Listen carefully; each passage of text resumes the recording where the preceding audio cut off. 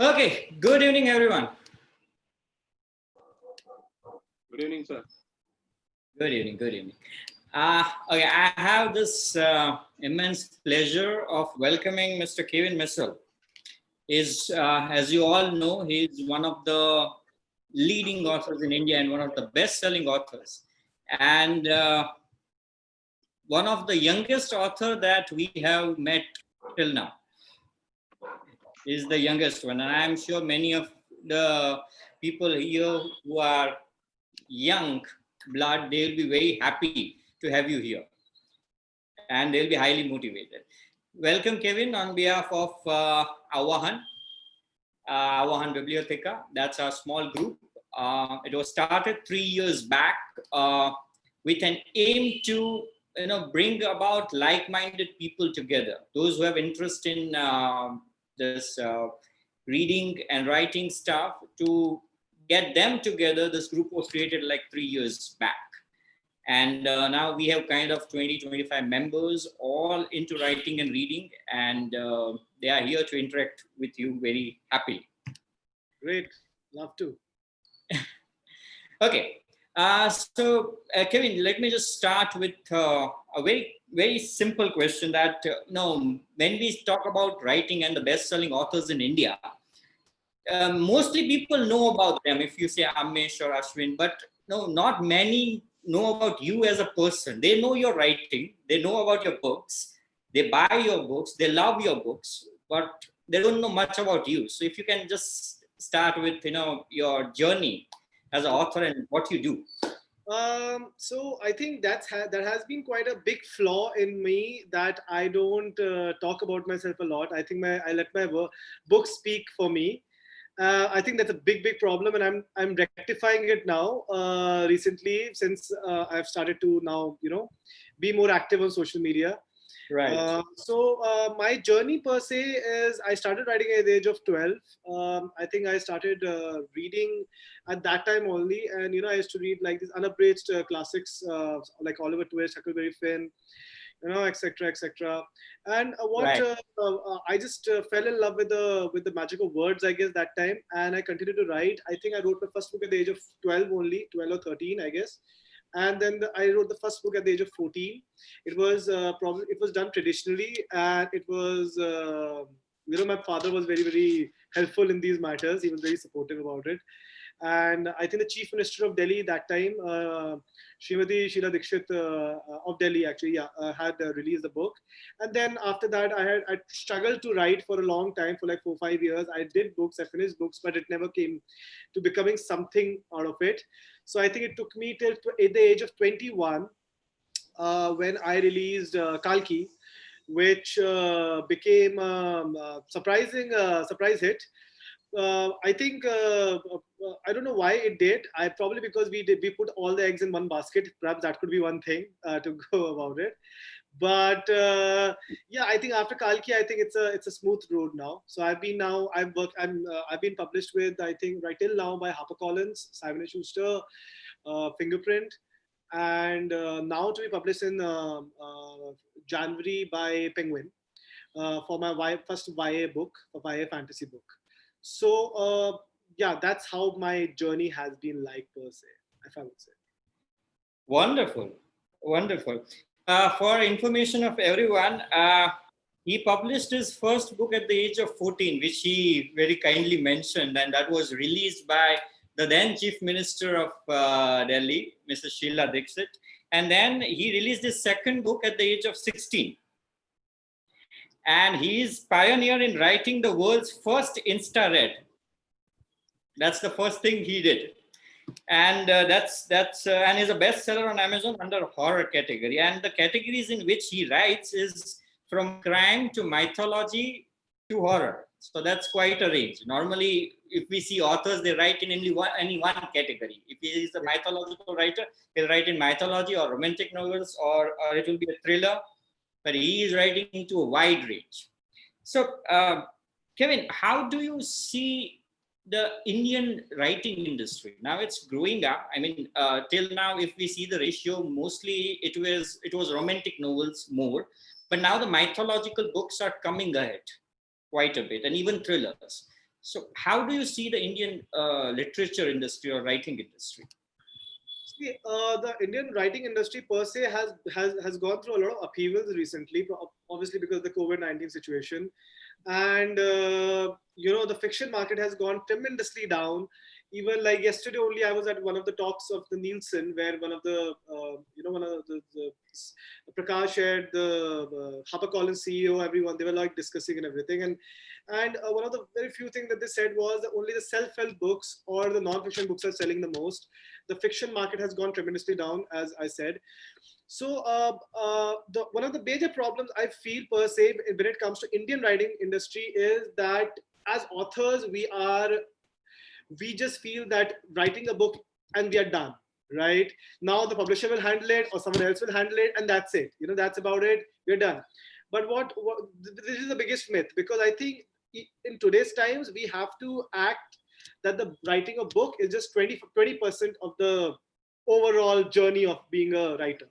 The rest of the journey is basically to establish your brand as a writer, to establish your as I said, like I also didn't do it initially, but now I have to started to do it, because once you create that brand, what happens is the readers are not just following your book, they're following you as a person.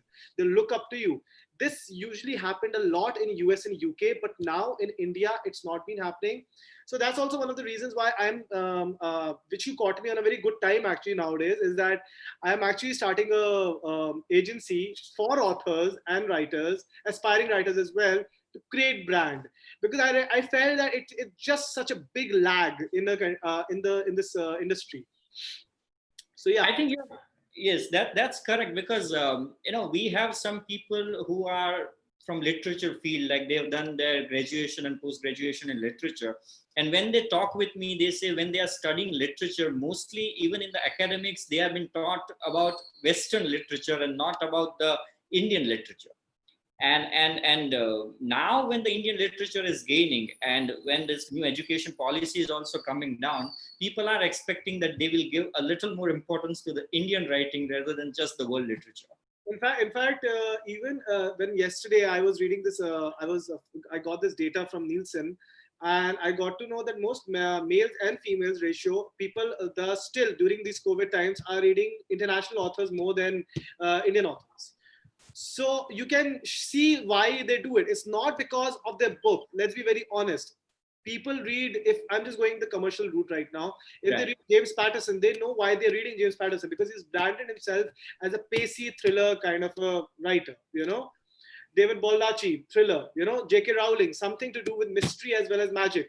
So, the thing is, you have to brand yourself in such a way. That is true. That is true. Yeah.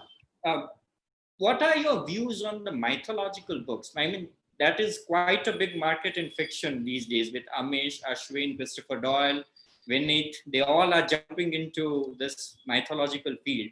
And you are there. And connected question, why did you choose the characters which are less talked in mythology? I mean, Narsimha, let's then Kalki. The first reason why most people choose mythology, and it's not just in in India, I guess it's overall over the world. I mean, you go back to all the historical films or all the fantasy films and everything, or TV shows or whatever. I mean, they're what we call the myth genre. The myth genre is always a most popular genre. The reason why, because it encompasses not just myth, but in general every genre. So you can have romance in it, action in it, adventure in it, mystery in it, everything that you can.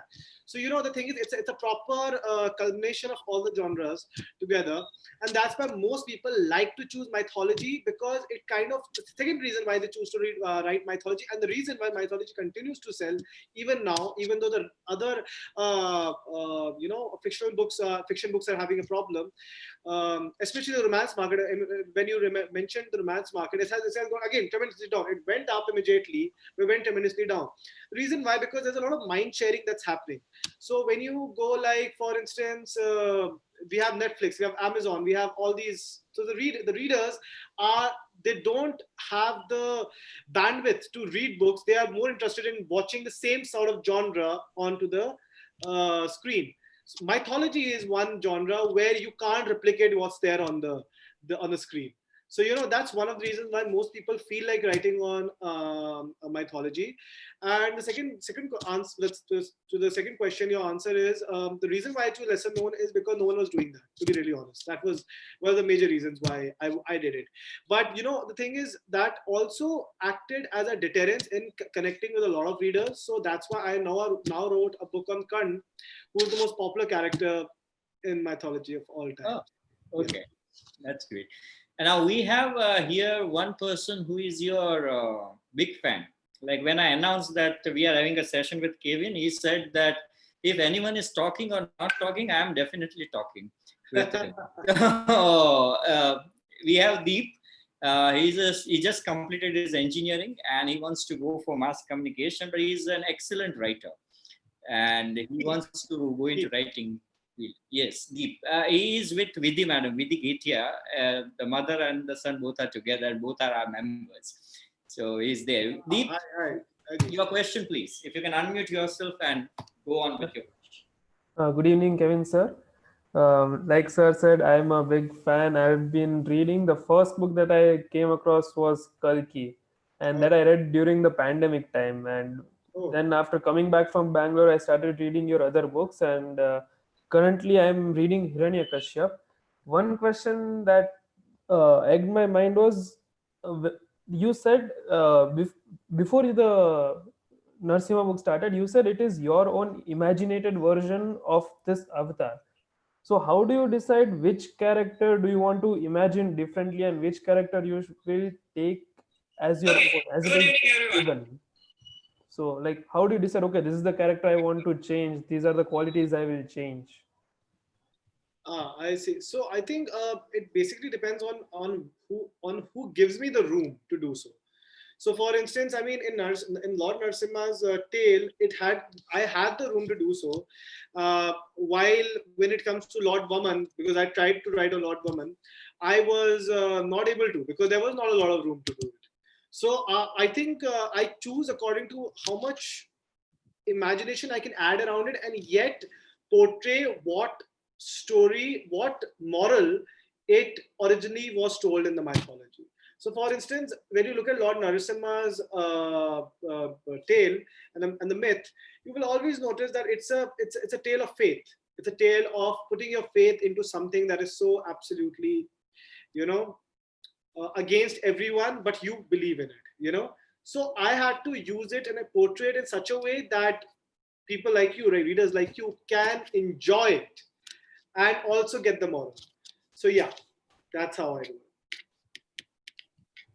Yeah, and one more thing I realized, when there are certain characters, two that I come across till now. One is Andhaka and another one is the goddess of death, Nriti. So you use this, for Andhaka, you use this term HMMM like frequently when he uses the dialogue. So I didn't quite understand what was the implication of that word, or why was that word being used. Same way for goddess of death, you used EEP, or I don't know how to pronounce it, but you use that word frequently. It's the way. So the reason why I did it was because I want to create different ways of every character talking. So I didn't want, because if I would have just put Andhaka without it, you wouldn't have remembered this part about him. So I think it's basically to have a characteristic. Every character should have a different sort of a way of speaking. Be it some can be really abrasive, to some can be really quiet, and some can be talking in different syllables. So that's how I did a bit for Andhaka as well as Nriti, the goddess of death. And I just noticed a few hours back while I was reading, I saw the map at the back of Hiranyakashyap, and then I remembered the map in the Kalki series also. It's like they're actually mirror images of both. The map is mirror images. So is it like both of them are in the same universe or something? It is. They are in the same universe. Same universe, different timeline. Is a secret prequel to Kalki. Yeah. Okay, so any ideas of bringing them together somehow further down the road or something? Yeah. Have you read Kalki 3? No, I just read the first book of Kalki and then I dived into Narsimha. You should then, because you'll get your answer there. Okay. Great, thank you, Deep. We have your youngest fan here. He has a question for you. He's, I think, just 15 or 16, Samarth Nair. Oh, Samarth, cool. you have just sent me a question. If you can ask the same question directly to Kevin, I would not deprive you of that opportunity. Okay, so first of all, congratulations, because you are a very renowned author. And honestly, I have not read the Kalki series or any of your books, but I am going towards it. For now, I have indulged myself in in Indian mythology. So the question is that I admire both the Greek mythology and the Indian mythology, and I've read books on both of them. Percy Jackson, for example, and Amish Tripathi. And while I compare both of those books, I find many differences between the Greek mythology and the Indian mythology. So my question is that what differences do you find in both of these mythologies? I think with Hindu mythology, one of the biggest differences is the philosophy behind it. I think there are a lot of philosophies that are hidden or out there, which I personally didn't find a lot in the Greek mythology. Probably also because I didn't went too deep and too thorough in it. But I would say one of the biggest difference is the philosophy. I think Indian mythology has a lot of it speaks a lot about our culture. It speaks a lot about how we came, what we came, and how we are behaving even right now. I mean, you pick up any mythology out there, you will still connect to it even now. And I'm 100% sure even 100 years from now, you will still connect to it. And that's why it's so much better than Greek mythology, I would say. Right. Thank you, Kevin, for that answer. We have our member here, Devarshi. Devarshi has few questions for you, which she sent me yesterday only. That Okay. These are my questions. Devarshi, if you can go on with your question. Good evening, sir. Great. So, when, like, to be honest, when sir first time told, like, I have heard about you, but not in much detail because I'm not an avid reader. So, the thing was, when I first got to know that you wrote your first book at the age of 12, I was just shocked. It really took me 5 minutes to understand what is written, because I myself am stuck right now with a book. That's why I was even more shocked. So my question to you is that when you wrote your first book at the age of 12 or 13, like, it's really a young age. So how did you manage, or how did you develop such a vocabulary which helped you to write a book? Vocabulary was something, I'll be very honest with you. I think it's the most boring answer I can give it to you right now, and that would be to just read books. Because to be honest, I didn't have any sort of grammar books on my hand. I just read it over a period of time. And you know what I used to do was, whenever a word would come which I would not understand, I would just Google it and just try to find what it meant. And when I did that, what happened was, it just registered in my mind. I think when you go the extra mile to actually read about a particular word and learn about where it can be used, I think you will use it more often then. At least that's what happened with me. So I think that's how I built my vocabulary, to be honest. Okay, sir, can I go with my second question? Yes, you can. Okay. So the second question was, like, at the age of 12, like, directly did you use your creative skills while you wrote your book, or before that did you write like poems or some short stories? Like, how did you develop your creative skills more? I just I was not really good at poetry. I think poetry is an art form which I think never be able to tap into, because it's too damn complicated for me, at least. There are some just people who are very good at it and who are natural at it. What I did was, I just wrote. I think one of the most I think Anthony Horowitz had said, the difference between a successful writer and an unsuccessful writer is that the unsuccessful writer gives up. So I think you just have to keep writing. I just you see me right now at the age of 24, and you are like, I just turned 20. I'm just going to turn 24 tomorrow, by the way. So the thing is, you might see, oh, he's such a young writer and he has been writing at such a young age, oh my god, and everything. But to be honest, I've been writing since the age of 12, so it took me 7 to 8 years to reach where I was right now, and or more, in fact. So what I'm just trying to tell you is, I think you just keep writing, just keep developing your skills, just keep mimicking. I think I did a lot of mimicking with my writing style. So what happened was, over a period of time, I created my own style. So I think that's what you should do. Okay, so was it that you just went with the flow? I went Can I with the say flow. that? I went with the flow. I just kept writing. That's Okay. what I'm saying. Just kept writing. I think you just have to just write. You're not feeling happy about it. Just leave it be. Just take a few days, break, and then come back again, then write again. I think that's how you can go about it. Okay, thank you. Right. Thank you, Devashi, for that question. Kevin, how do we publish the books? That's the question I come across every day, because I self-published my first book, and then whoever here, no, they consider me the only published person we have is he. So they keep on asking me how to get the book published, and I only have one answer, that I published myself. So we all have How do writers we here. put? Do we have all of them are writers here? Who A have majority of them are with the ambition of becoming a writer. ambition of becoming a writer. Okay, so I'm just gonna give you some truth bombs. I think because many people can be like many authors talk about, they beat around the bush. I don't want to beat around the bush. I think I'm just gonna be very very straightforward about it. A few things. One thing is if you send it to their website, I'm talking about the top 5 right now: the Penguin, Harper, Simon, Hachette, Pan, and Westland, of course. So I mean, parts zyada ho gaya. But yeah, so these publishers really don't read your books if you send it to them directly. If you have a good profile, if you have a good brand associated with yourself, be it the fact that you are you have a good social media following or something or the other, if in short, a good profile or good readership that you can promise, they might respond to you. Otherwise, they won't care. Um, that's one way thing. Second thing is that you need to if you want to have better chances to get published, you should go to Litfest, you should talk to more people, you should network more, because editors, if they know you by face, by name, they'll probably accept your novel. Like, you have more chances of accepting your novel than by sending them directly by anonymous means. um, the third thing is, I would say, again, see, again, I just go back to it, and I know most writers will not agree to it and everything, because it's again, it's just about branding. If you create a good brand, publishers will just come flying towards you.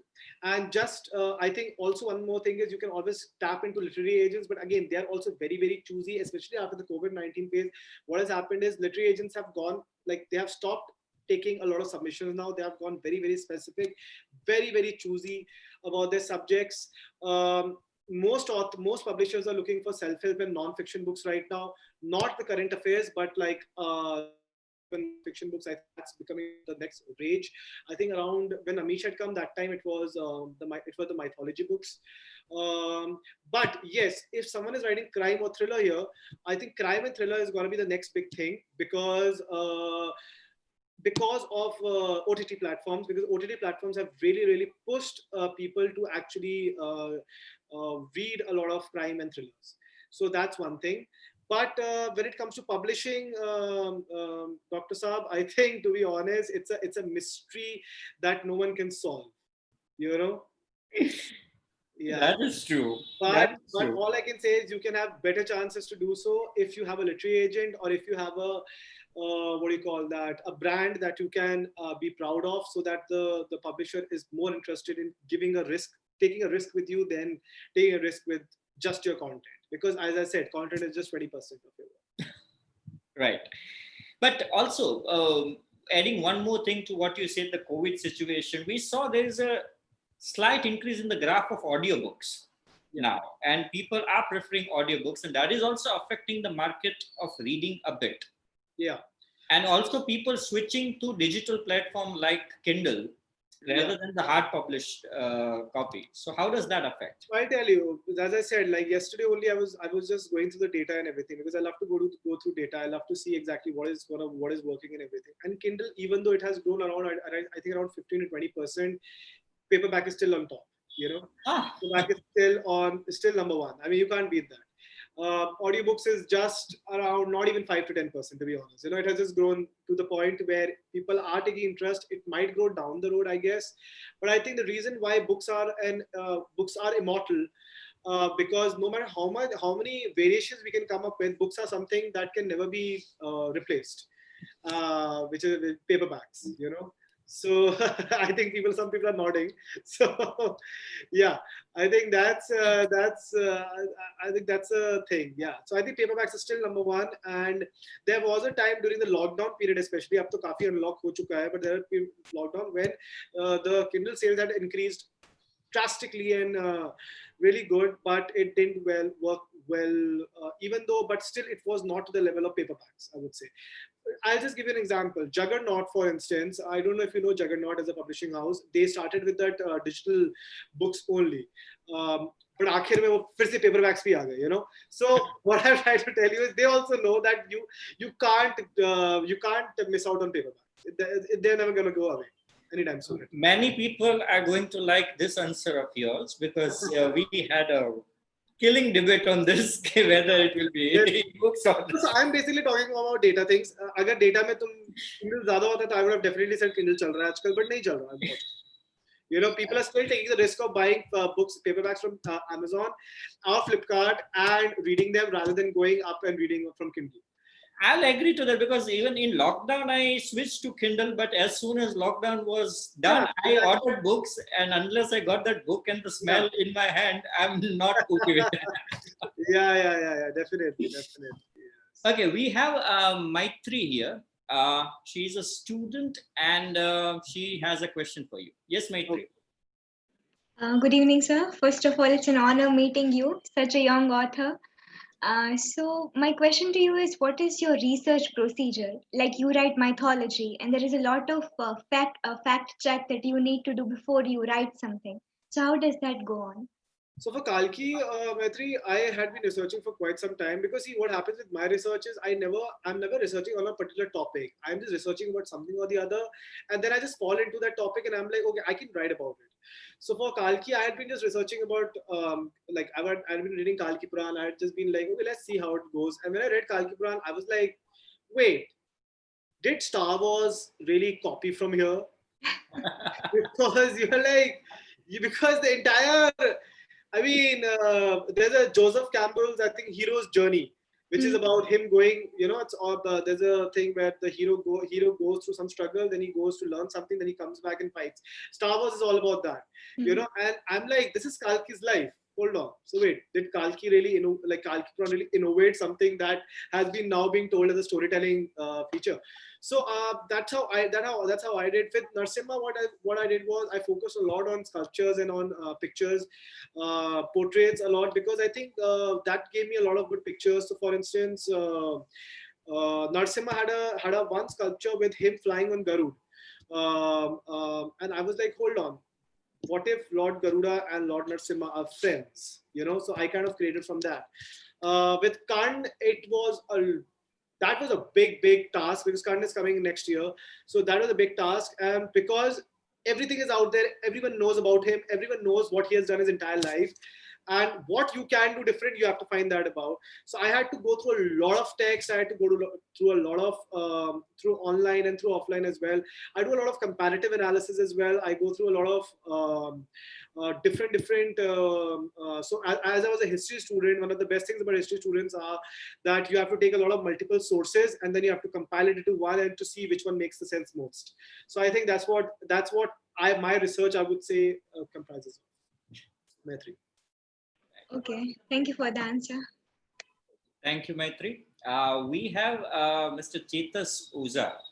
He is into anchoring, he is into talking, and he is into theatre, and he is into many things. Oh, wow. I was into theatre in college, but I failed miserably. So, Chetas, talk to you, I guess. So, Chetas, sir, your question, please. If you can unmute yourself. Thank you, sir. Yes. Good evening. Good evening, Jadeja. Yes. Yes. Actually, sir, my question is regarding the audiobook thing. What I feel so far is that if we get some versions of audiobooks of the such mythological books in a different way, like if we just compile a certain thoughts in the audiobook, and if we just convert it into dialogues formation, what do you think? Would it be a good option to place in market? Like if you are publishing a certain book and after a year or a couple of years, we just launch the such audio version. Would it be good for new readers?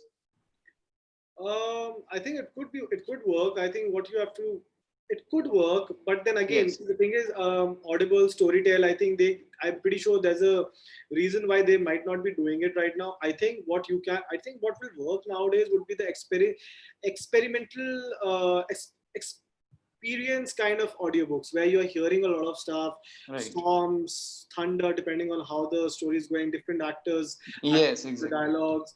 So I think that would really work out, but that's a very expensive affair, Chetas. Very expensive, to get. That's true. It's like without. It's not visual, but it's like building an entire movie in a way, you know. Very true. No one wants to spend so much because they know that unne agar bana diya, no one is going to buy it because it's going to cost them like a ton Yes, of money, yes. and no reader is going to pick it up. I think with us, Right. especially the Indian market, is that we are not very much into buying anything that is expensive of any kind.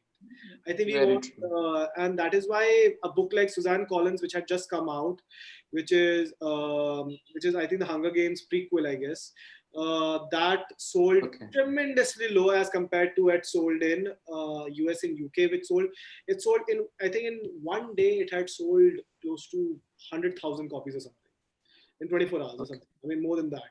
So, the thing is, it's just that but in India, it was costing around 800 rupees, the same amount jo wahan par cost ho raha hai, but people don't want to read it because in India, it didn't even sell 2,000 to 3,000 copies. So, Thank you. Thank you, Chetas, sir. We have a question for you. The person is not comfortable asking, so I'll be asking on her behalf. What's the best way to market your books? How do you market your books? How did you become a brand?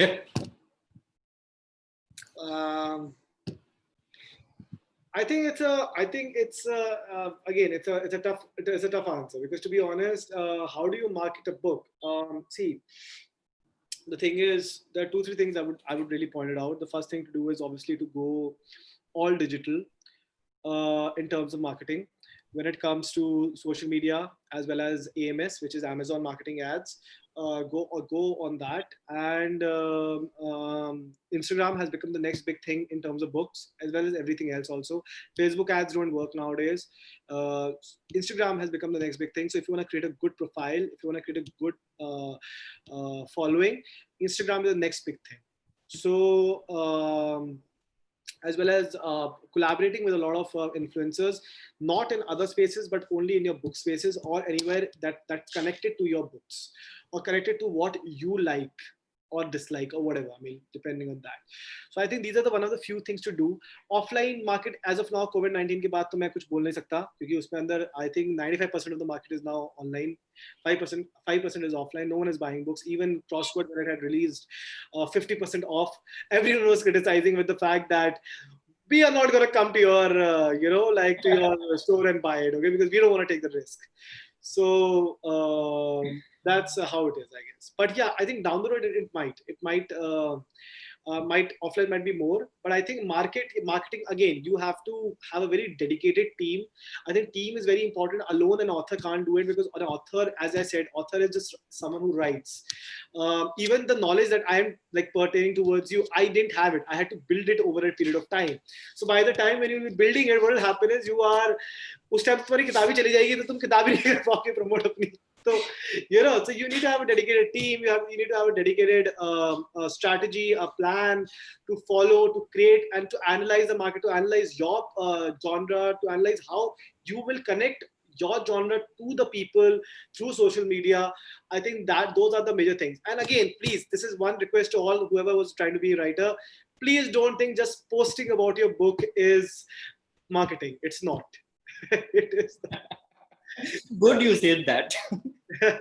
Just like, yeah, एक trailer बना दिया, एक 2-3 post कर दिए, and Amazon पे डाल दी किताब, हो गया मेरा काम. That's not how it works, No one's gonna buy it. You're just gonna feel. See, that's the thing. That's the problem with most writers out there, and is that you might have written the most amazing book of all time, but the reason why you're not able to reach a big amount of mass is probably because you're not ready to take the next step or ready to spare a little bit of money to actually go and be something with it. I remember when I did Kalki, I took a huge risk. I spent close to 10 lakhs worth of marketing. And I'll be very honest with you. I'll be very upfront with you about it, or with you guys. I didn't have to be honest, because I had no vision, right? I had no idea, no strategy, because I just did it alone, right? So I spent 10 lakhs. I wasted a lot of money, but because of that, what happened is I'm still reaping the rewards till now, you know. So now I want to make sure that the mistake that I did of spending 10 to 15 lakhs, I don't want to do that. And that is why, as I told you, I'm starting something of my own, you know, that I make sure that the authors don't go through this again, you know. We would like to get details of that once you do it. Of course. We are starting from, I think, September onwards. So I'll obviously share with you, Bhagirath, the website. Please do share it around. Sure, I'll do that. We are all about empowering authors, and believe me, I want to empower authors. I don't want them to waste money, but at the same time, I want to make them spend money wisely, you know. True. We have this, when I was doing research about you, I read about this something called InstaRed. And that was a marketing tactic again. That's what I said. Let's not go there. Okay. So related to that, Maitri again has some questions. Basically, no one was doing it that time, but I think there were a few people who were doing it with pocketbooks and everything. But we wanted to do InstaRead and everything. It was pretty good concept, I felt. But many people were very discouraged with that idea, because we were charging a lot of money, but we were paying we were giving a very small book. So people want big books, but with less money, you know, thing. So I still remember when I did Kalki 1, the first edition, we did 6,000 copies, and we sold it for 299 rupees. And that book was, it was proper big, the royal size that you see, and it was like around 500 pages long. So, and it was just for 299 rupees, and everyone was like, wait, what? I mean, I want to buy this just because because it's value for money, or even more than value for money, you know. So that's true. But related to the same thing, I think Maitri has a question for you again. Maitri. Yes. So a lot of I am a person who reads a lot, and I have a lot of friends who do the same thing. And we come across a lot of Instagrammers who are not of Indian origin, who have separate pages for books. It's like the Bookstagram. And similarly, a lot of channels on YouTube. It is called the BookTube community. Now, personally, I do not like watching the content produced by Indian YouTubers or Indian booktubers, because there is a separate aesthetic that is associated with. Books on Toast. Have you seen Books on Toast? They used to do it, right? They used to do aesthetically good, pleasing books. Yes. So, but other booktubers, you're right. You're correct. Anyway, continue. Yeah. Yes. So that aesthetic is brought by people from other countries. So do you have any advice for people who would like to start a Bookstagram page or something related to books online? The Bookstagram pages that I have seen usually is basically those people who have just focused a lot on quality. I think you have to do a certain bit of investment. Again, it's something like you have to think of yourself as a startup, to be honest. As a startup, do you really think you're gonna earn money the first day? No, right? You're gonna be investing in it. You're gonna be working hard on it. You're gonna make sure that the quality assurance is perfect, pitch perfect. And then after a few months, you will get the rewards that you are promised in the beginning. So the thing is, at the end of the day, what I would focus is on quality, and of course, content that people want to read, or content people want to. For instance, I have been good friends with a lot of booktubers out there, Heli for that matter, Indian booktuber. I mean, these are the two, I think, the prime, Soumya Bookstation. I think there are a few booktubers who had started, and they're still doing pretty well. Heli से मेरी recently बात हुई थी, and I had asked her that यार वो किताब कर दो मेरी review, I'll, you know, because they do unbiased reviews, but they charge for money. That's very simple with them. Yes. So I said, I'll give you the money, that's not the problem, but review it. I said, I can't review your book. I said, but why? What's the problem? Well, I only review international books now. I said, but what's the reason? And the reason why was because all the international books, or one of the big ones, like for instance, जैसे उनकी आई थी अभी किताब, I forgot, monk थे जो monk who sold his Ferrari वाला जो Robin Sharma. Robin Sharma की किताब Robin. आई थी, she did that book because she knows that will bring traction to her booktubing, right? That's why she did what she did, and I respected that. I'm like, that's great. I mean, you know your strategy, you know how you're going, you don't want to take any other book, and that's fine. So I think what I'm trying to tell you is you have to strategize your plan, as I would say, about how to which books to review. Also, you can't just review any book out there. Just don't do it for the money. I know a lot of people will come and be like, please hamari kar do, 5,000 le lo, 10,000 le lo, whatever, and you will be tempted. Believe me, you will be tempted. But if you feel that that's going to hurt your brand, don't do it, to be honest. Okay, so it's like quality over anything else. Everything else, be it money, be it even earning money, because believe me, that will reap rewards. Because now I think Ellie is over 1 lakh or 2 lakh subscribers. I don't even know how long. So I mean, she's on par with she's the biggest booktuber right now in the country. I mean, so yeah. Thank you. Thank you. Now we have this question: when is Prahlad coming out? That's next year mid, hopefully. The same time. I take 1 year gaps from my books, between my books. But you are considered to be the fastest writer also, not just the youngest, the fastest. How do you manage to write so much? So I just finished a book yesterday at night. I slept at 6 o'clock in the morning. I was writing till 6 in the morning. Okay, that's why you said to me that you will be busy on Tuesday, Wednesday, something of that sort. I think I didn't anticipate it. I knew that I would be busy, but the thing is, I went. But yeah, there was no particular reason behind it, because I've been also, as I told you, I've been working on my company. As I said, I'm starting my own company, and I've been constantly busy. Just before this, we had an interview schedule, so we are interviewing a lot of digital marketeers and everything. So anyway, I think the fastest thing, I think, how do I get the time? Don't ask me, to be honest, because I don't know. I just try to find time as much as I can. I try to manage it as much as I can. I'm a fast typer, I would say, more than a fast writer. I plot out my books in advance so that I don't have to then go back and think about it and all. Because once you create an outline, what happens is you already know what's going to happen. Right? You can just improvise a little bit, but you know what's going to happen. The moment you do it, what will happen is you can easily then finish the book quite fast. Right. And we have this question here for you from one of the members here. Would you like your books to be made into a movie or OTT series? Who doesn't? Who doesn't? It's a big amount of money. It's a big amount of fame, to be honest. But I think one of the most important things is the OTT platform, and the Bollywood industry is quite a I don't want to mince my words, but it's a pretty shit industry. And, I mean, for authors especially, we authors are very, very innocent people, to be honest, and we are very, very sweet. And Bollywood people are just going to take your concept and just going to run away as fast as possible away from you. So be sure, as I said, if you create a brand, if you create everything, you will have your own, you can have your own NDAs, you can create your own screenwriting association, sort of a card and everything. So you're well protected in terms of everything else. But yes, there have been a lot of cases when a lot of books have been sold for a good amount of money. It basically depends on exactly what you are writing. So crime thrillers and horror is the next big thing in terms of OTT. That's why a lot of acquisitions are happening in that genre. So if you want to especially write for OTT, but not give it to OTT, but to write it for yourself and publish it, you should do crime thrillers and market it enough that it reaches the producer and everything.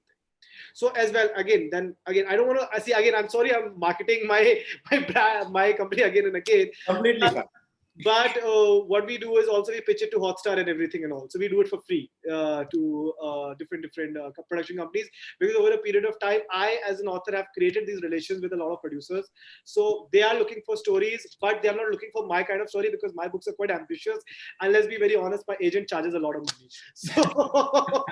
So we are agents, but we don't charge any commission. We don't charge anything. We just help you reach the producer and the publisher as well. We are also literary agents. Wonderful. No, I think this question also came because our last guest was Vinit, and Vinit's book Harappa has been taken by Reliance. So this was, I think, the question. You should have asked him for how much. He told me, but not to the rest, but he told me, yes, that's quite an amount that has been given to him. But has anyone approached you for your? Of course. I have been approached since day one of Kalki. I used to get so many things. The problem with it is that when you know your value of your book, when you know your value of your content, you can't just give it away. And also, when you write mythology, for instance, Ved Bajpai sir's books are quite. It can be easily translated to the screen, while my books are not. They charge a lot of money to produce it even also. So you first buy it for a very expensive price, and then you don't even know whether it'll be made or not because it'll be too expensive. So that's why I made sure that it's okay if you can't produce my work, but at least I will help you reach other stories out, because why not? Because there was this thing in mind, because long back we heard that Amish's Shiva Triology was sold to a platform, but still we are not hearing anything about the production. So it was sold. It was then the rights were taken back because Karan Johar couldn't do it, and then a lot of I think now he's pitching again to someone else. But it will not be able to happen because, as I told you, right? I mean, mythology stories are very difficult to translate onto screen. It's close to being impossible, at least right now. True. But even reverse is happening. Like after Bahubali, Anand Neelakantan came out with 2 books on Bahubali. Now he has taken all the rights for publishing the more stories. And I think that's selling pretty good because of the brand, as you said. There's already a brand existing. Exactly. As I told you, once you create the brand, there's no worry. See, authors like Anand Neelakantan, Amish, Ashwin Sanghi, all the big ones, as I would say, Novalin Chakraborty, Tujoy Datta, they came at the time when there was no one else in commercial fiction market. So what happened was they didn't have to work too hard on their brands, right? Their brands are already created because there was very little competition in their own particular niche genres. Now it has become a tough task. There are more than 100 authors coming out every month. You have to be different, you have to show yourself different. True. Here is one question. Do you feel people go back and check out a book after hearing about or seeing a movie or series doing well? So I didn't understand the question. Is it the series is based on the book, or what is it like? I mean, like basically, if they are looking into a movie or series made out of a book, will they go back to the book just to see about, like Sacred Games? It came out from a book, so people know. I bought a book just to know how much has been missed out. Even the Harry Potter series, if you say, for example, when seeing the movie, they'll go back. I think you answered it pretty well. I don't think so. I have to answer it already. I think obviously. So I'll tell you hard numbers then. I think Sacred Games. I'll just give you an example. Sacred Games. When Sacred Games season 1 had come out, Sacred Games, both the books, which they had released again after repackaging it, it had sold to around. With the last time that I checked, it was close. It had sold around. On Nielsen, which is around just 8 to 10,000 copies, while the initial print run had just sold around 3,000 copies. So, I mean, it had instantly grown to the point where people just wanted to read more. And this is just on Nielsen. Nielsen is just a composite of just 150 stores and 200 stores. There are more, right? There are 3 times more. So you can it's 30,000 then if you do it 3 times more. So, okay. Your fan again has a question. Deep, go on. Sir, you said that you wrote your first book at the age of 12 or 13. That was Damien Black, right? Which is based on Greek mythology. And you said you started reading also at the same time. So how did you come up with Damien Black's character, and how did you go to Greek mythology? And then how did you do the transition to Indian mythology from Greek? I think with Greek mythology, what happened was as I said to you, like as a kid, you're quite an impressionable, like you get influenced by everything that's around you, right? So I think I was influenced with everything. If you read Damien Black right now, which I would strongly suggest not to do it, you're gonna find it's a mismatch of all the books that I've read, So, but the reason why I translated towards Hindu mythology was because I was just so fascinated with the idea of with Kalki especially, and then soon later on, is that it just held these philosophies, these ideas that I really wanted to explore, but also give it in such a way, in a thrilling way that is relatable to everyone around the entire, population. He is very excited because the first novel he is planning to write is a thriller, and which you just now boosted his confidence, saying that's the new market. So I think that's why that's a big market. But again, quality make sure that it reaches the right people, edit it well, make sure that everything is well done, you know. And you can always approach me if you need any help. So. Thank you, Deep. Again, Devashi has a question. Devashi, if you can ask your question. Okay, so sir, as you said that while you wrote your first book, like you had no vision because you are writing it for the first time. So were there any changes in your writing process after your first book was published? Of Like course. maybe if you have received some reviews from the audience. I think I'm still growing as a writer, to be honest. I think as a writer, we will continue to grow. That's why I'm saying, I think as writers, one of the most important things that you have to do is take a risk on yourself and to be just really, really brave. I think being a writer is really, really brave because you're writing something and then just giving to the public to be judged and be, you know, harassed about by the public. So you have to be very, very sure that you're ready to take those risks and you're ready to be brave, right? And not be hurt by the criticisms or by the constructive criticisms, whatever they might be. But obviously, as a writer, you will continue to grow. So don't think that this is going to be the writing. Make sure that writing is a skill. Obviously,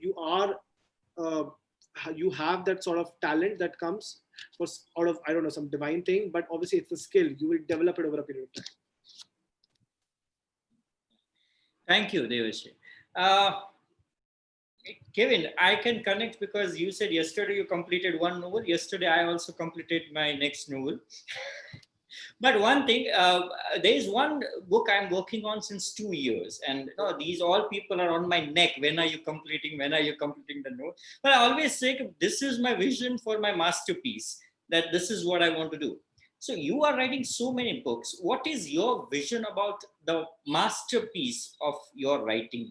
You have that idea, or you are still? I think to be honest, when it comes to masterpieces, it's like, which as we once say, it's called the magnum opus, which is like, this is the best book. So when I had written Kalki, I'll be very honest with you, I was like, this is my magnum opus. This is my masterpiece. I have finally done it. Then I came up with, which one was that? Was Narsimha. I said, this is my masterpiece. Then I came up with Karna, and I'm like, this is my masterpiece, and I'm still holding on to it. I'm like, this is my masterpiece. Believe me, one thing, as I say, as writers, we will never be happy. We will always be chasing that masterpiece, and I think that's what the best part about being writers is that to chase that masterpiece. You know. That is true. That is true. I'll agree with that. I would suggest you that finish that novel, and believe me, you will have another masterpiece in the pipeline. So that is true. That is true. There's this question for you. Any book you read and found it so good that you wished that you had written it? Suspect of Devotion X. I think it was a pretty good book. It's so intricately plotted out that I wish I could even think about it. So I just... I think Maitri has one last question from her side. Maitri, please. Yes. So I have a very different sort of a question. Like I'm a lot into poetry, and when I started reading poetry, I had read some of the pieces written by Emily Dickinson, and then I went on and read Rupi Kaur and Nikita Gill, who are considered as the modern poets. And even Rupi Kaur's writing style is very different. She has an illustration and then a short verse, etc. So it took a lot of time for poetry lovers around the world to accept that kind of unconventional poetry. So how does a person as a writer help people to have this kind of a paradigm shift in reading? So you want to shift the reading from reading prose to poetry, right? No, actually, like Emily Dickinson writes traditional poetry, whereas Rupi Kaur's style is very unconventional. So how do you help people to accept your work, which is unconventional? So shift from traditional to unconventional. That's what your question is. Yes. Okay. See, I'm not a really the right person to ask for poetry per se, but I could say one thing about it is that I think one has to be unabashed about certain things and about the fact that you really don't give a shit about, what people are saying, whether it's conventional or it's traditional. You're just doing it what you love, and people will follow you, believe me, when they see that what you're doing is you love. So I think that's what you have to do. But again, back to that, to build that unconventional market as well, you need to again create that sort of a investment, that sort of a quality work that you're going to portray, even in your post as well. That if you're doing a post on Instagram, Instagram is a big shareable for poetry, especially. It's a huge shareable market for poetry.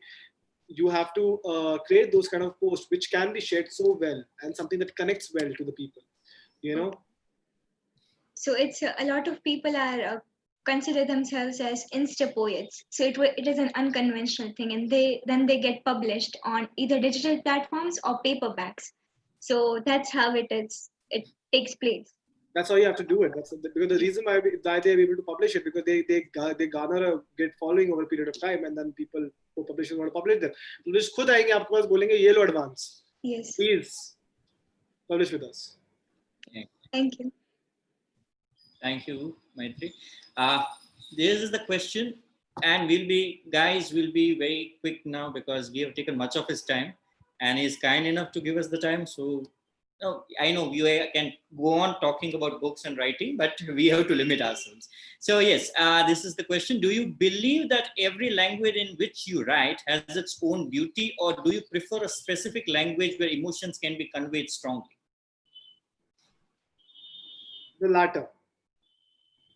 Any language, no specific language where the emotions can be conveyed strongly? Yeah, the latter. To be honest, I think for me, my writing is mostly very concise, very straightforward, but also at times it immediately becomes a little bit very, very artistic. But then again, it becomes very, so you have, I find that balance per se, but yeah, the latter, I guess. Right. I have this last question from my side. When we say literature, I see the students of literature then going into various fields like teaching or art or anything of that sort. Can writing industry be an upcoming industry in India where a person can just think about writing as a profession? Because right now, if a person is looking into bread and butter, then writing is very difficult as an industry. But do you think that this industry can develop to that level? I'll tell you something. You can obviously have a bread and butter in this industry. Believe me when I say this, I think there's a huge untapped market for books written by you guys. You just have to choose the right way. You have to choose the right way how to go about it. I think, we can have a proper conversation about it later on, because since you're coming out with a book and everything, right? But you will know about you will believe me, it's a long way road, but you have to be very, very sure exactly how to do it. And you will easily earn a bread and butter out of it. Believe me when I say this, I've been earning bread and butter for the last 3 years. I've got a huge advanced deals, which are just, it looks very nice on paper. So, I think, and not just advances, translation rights, a lot of other things as well. I did one movie deal also has been taken. So my book, which has been coming, Yama, in October, it's coming out by Savannah Schuster. That's going to be translated to web series. So what I'm trying to tell you is that it has a lot of money into it. So don't think we don't have a lot of money into it. Writers can earn a ton of money. It's just that we just are very, very careful and we don't take risk. That's it. Also, we carry the traditional image of a writer with the choga and the kurta. Come ho gaya, tum Ravinder Singh ko nahi dekh rahe kya? That guy shows body now, no more jhola anymore. True.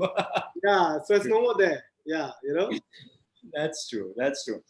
I think, thank you so much, Kevin. You give so much of your time. And I think your last thing which you said, it's going to motivate so many people here. Because so many of them have the potential to be very good writers. And I would have loved to send you their work, but majority of them are writing in poetries. Oh. And 2 or 3 of them have already published their poetries into books. So they are into this. But that's going to motivate them because they can really earn something really good if they work on it very strongly. But just out of curiosity, can we have Marvel of India? We have such rich mythology. We can create some major things in fiction industry. And Marvel has become a giant. Can't we have something from India where we have so much, like you see Karna, you see Narsimha, you see Krishna, you see Ram, so variety of them. Why no one has ever thought on that direction? We, in terms of visual or more books, you're saying? I think first in terms of books, and then because that's how Marvel went. They had the comics first, then they converted into a movie industry. But something of that sort.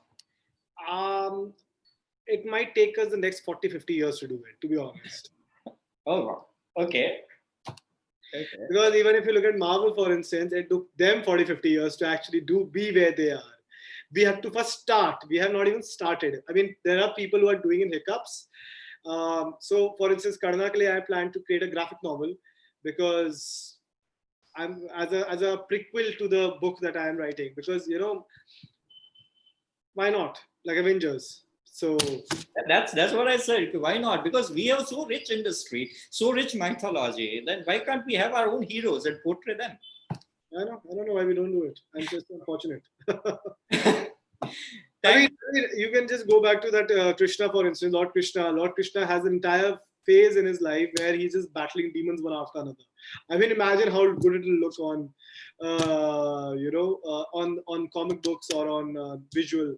Him just battling demons and of different sizes and how he uses mind to fight them. So I mean, true. Because I was doing one of the research for my work, my research paper. I was researching in mythology. I was researching on Bhagavad and Narsimha both, and I found this incident of Krishna where Narkasur is going and fighting Narkasur. Now the way they have described the region of Narkasur, his kingdom, and the first thought I was just discussing with Deep the other day. I said the first thought that came in my mind is why no one has made a video game on this. I mean, this is so rich in visual, and why no one has tried that? I mean, no one is portraying. So that thought came in my mind. Why can't we have our own Marvel? It's going to take some time. So let's hope. But let's keep our fingers crossed. Yeah. Thank you so much, Kevin. You gave your time, precious time. I hope you enjoyed interacting with us, and surely these people are going to very good questions by getting in touch with you, and surely we look forward to have the details of what you are trying to do for the readers, and I'll keep in touch with you for that. Yeah, keep in touch with me. I'll send you everything on detail. Yeah, thank you so much, Kevin, for coming. Thank you guys. Bye. Thank you so much. Bye. Thank you all. Thank you everyone. I'll see you all. Bye.